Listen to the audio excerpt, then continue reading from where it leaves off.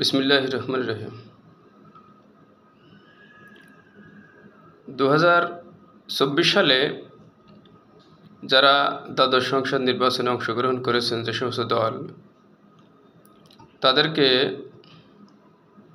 সরকারের বিভিন্ন কার্যক্রম থেকে দূরে রাখার জন্য কয়েকটি দল নানান ধরনের অপতৎপরতা চালাচ্ছে, যার ফলে বঙ্গভবনে অন্তর্বর্তীকালীন সরকারের শপথ গ্রহণ অনুষ্ঠানে এই সমস্ত দলগুলিকে দাওয়াত দেওয়া হয়নি। তাছাড়াও প্রধান উপদেষ্টা মহোদয়ের সাথে যে সংলাপ সম্প্রতি হয়েছে একাধিকবার, সেসব সংলাপে এই সমস্ত দলগুলিকে দাওয়াত দেওয়া হচ্ছে না। তবে জাতীয় পার্টি যে নির্বাচনে অংশগ্রহণ করেছে, জাতীয় পার্টিকে কিন্তু এ সমস্ত কার্যক্রম থেকে বিরত রাখা হচ্ছে না। জাতীয় পার্টি শপথ গ্রহণ অনুষ্ঠানে দাওয়াত পেয়েছে, প্রধান উপদেষ্টা মহোদয়ের সংলাপে দাওয়াত পেয়েছে। তো আমরা বলতে চাই, 2024 সালে যে নির্বাচন হয়, এই নির্বাচনে যারা অংশগ্রহণ করেছে তারা যদি কোনো ভুল করে, তাহলে সেই একই ভুল 2018 সালে যারা নির্বাচনে অংশগ্রহণ করেছে তারাও সেই একই ভুল করেছে। কারণ তখনও আওয়ামী লীগ ক্ষমতায় ছিল এবং 24 সালেও আওয়ামী লীগ ক্ষমতায় ছিল। আপনারা জানেন যে 2014 সালে একটা বিনা ভোটের নির্বাচন হয়, যেখানে অর্ধেকের বেশি সংসদ সদস্য বিনা প্রতিদ্বন্দ্বিতায় তারা নির্বাচিত হন। আর বাকি যারা নির্বাচিত হয়েছিলেন সেখানে আসলে ভোটাররা ভোট দিতে যাননি, নানানভাবে সেখানে ভোট কাস্টিং দেখানো হয়েছে, অর্থাৎ সেটা বিনা ভোটের নির্বাচন বলে এখনও প্রতীয়মান হয় বা দেশবাসী মনে করে। সেই বিনা ভোটের তথাকথিত নির্বাচনে যারা ক্ষমতায় গিয়েছিলেন তাদের অধীনে 2018 সালে নির্বাচন হয়। তারা এখন বলতে চাচ্ছে যে তারা তো তাদের অধীনে নির্বাচনে যায়নি, নির্বাচন কমিশনের অধীনে নির্বাচনে গিয়েছে। তাহলে 2024 সালেও তো আমরা যারা নির্বাচনে গিয়েছি তারাও তাহলে নির্বাচন কমিশনের অধীনে গিয়েছি, আমরা তো সরকারের অধীনে নির্বাচনে যাইনি। আমরা নির্বাচন করলে যদি মহাভারত অশুদ্ধ হয়ে যায়, তাহলে 18 সালে যারা নির্বাচন করেছে তাদেরকে কেন, তাদের ব্যাপারে কেন প্রশ্ন ওঠানো হবে না? 2014 সালে যারা নির্বাচনে যায়নি তাদের আবার 2018 সালে নির্বাচনে যেতে হয়েছে, কারণ নির্বাচন গণপ্রতিনিধিত্ব আদেশ এবং রাজনৈতিক দলের নিবন্ধন সংক্রান্ত যে বিধান আছে সেখানে বলা আছে যে পরপর 2টি জাতীয় নির্বাচনে অংশ না নিলে তাদের নিবন্ধন বাতিল হতে পারে। এখন যাদের নিবন্ধন বাতিল হওয়ার মতো ঘটনা ঘটবে, নির্বাচন কমিশন ইচ্ছা করলেই তাদের নিবন্ধন বাতিল করতে পারে। অর্থাৎ যারা 2014 সালে নির্বাচনে যায়নি তারা অবশ্যই, তাদেরকে 2018 সালে নির্বাচনে যেতে হয়েছিল, নইলে তাদের নিবন্ধন থাকতো না।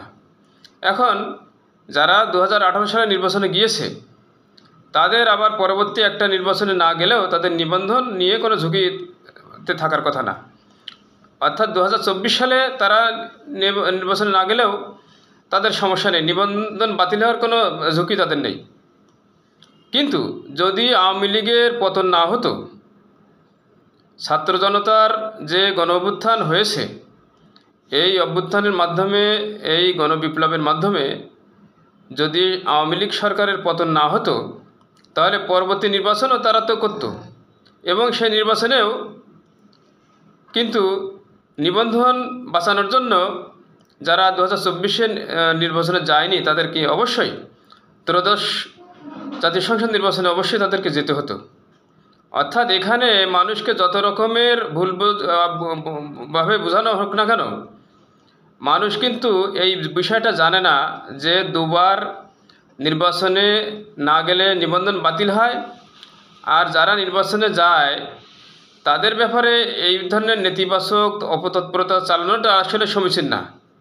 কারণ নির্বাচনে যাওয়াটা এটা কিন্তু সাংবিধানিক বাধ্যবাধকতার বিষয়, এটা গণতান্ত্রিক একটা বাধ্যবাধকতার বিষয়।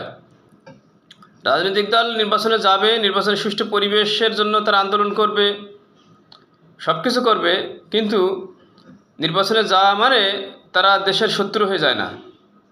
আমরা তো নির্বাচনে গিয়েছি আওয়ামী লীগের বিরুদ্ধে, আমরা তো আওয়ামী লীগের জোটে ছিলাম না, 14 দলীয় জোটে বা আওয়ামী লীগের নেতৃত্বাধীন জোটে আমরা ছিলাম না, আমরা নৌকার বিরুদ্ধে নির্বাচন করেছি এবং আমরা নতুন নিবন্ধন পেয়ে আমরা প্রথম নির্বাচন, আমরা যদি এই নির্বাচনে না যাই তাহলে একটা রোষানলে সরকারের একটা রোষানলে পড়ার আমাদের সম্ভাবনা ছিল। হয়তোবা এই বিভিন্নভাবে আমাদের নিবন্ধন বাতিলে তাদের অজুহাত তারা দেখাতো, যে কোনো একটা অজুহাতে, এবং পরবর্তী নির্বাচনে তো অবশ্যই আমাদের যেতে হতো। এবং পরবর্তী নির্বাচন সুষ্ঠু হবে কি না তার তো কোনো গ্যারান্টি ছিল না। এখন যদি আওয়ামী লীগ সরকার ক্ষমতা থাকতো তাহলে অবশ্যই তাদের অধীনে আবার এই প্রহসনের নির্বাচন হতো, এবং সেই প্রহসনের নির্বাচনে আমাদেরকে যারা 2024 সালে করেছি তাদের আর না গেলেও সমস্যা নেই। কিন্তু যারা আজকের নিজেদেরকে অনেক সাধু মনে করছে তারা অবশ্যই, যদি আওয়ামী লীগ ক্ষমতা থাকতো তাহলে নিবন্ধন বাঁচানোর জন্য তাদের অবশ্যই পরবর্তী নির্বাচনে যেতে হতো। এখন আমরা একটা আওয়ামী লীগের পতন ঘটেছে, আমরা সবাই মিলে দেশটাকে গড়ব, এইটাই আমাদের চিন্তা করা দরকার। এই বাংলাদেশ কংগ্রেস এই কোটা বিরোধী আন্দোলন যখন শুরু হয়, কোটা সংস্কার আন্দোলন, আমরা প্রথম দিন থেকেই আমরা বিবৃতি দিয়েছি যে হ্যাঁ কোটা সংস্কার দরকার, সেসব পত্রপত্রিকা এসেছে। এবং আমরা যেদিন ছাত্রদের উপরে ছাত্রলীগ হামলা করে, যুবলীগ হামলা করে, আমরা তাৎক্ষণিক প্রতিবাদ করে আমরা বিবৃতি দিয়েছি। আমরা 3রা আগস্ট আমরা সংবাদ সম্মেলন করে এই সরকারের পদত্যাগ চেয়েছি।